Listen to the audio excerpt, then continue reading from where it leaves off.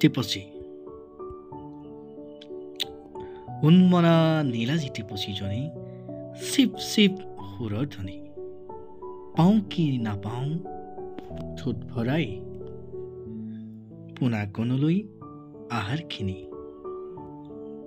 ভয় লাগে চিন্তাও লাগে কোনোৱে আকৌ থাপ মাৰে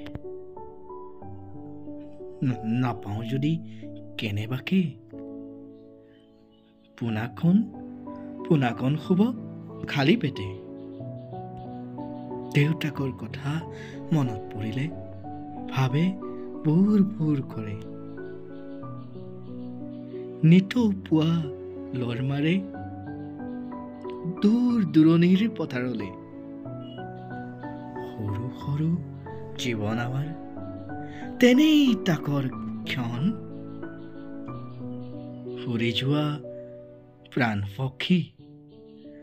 পথাৰ সুনিধন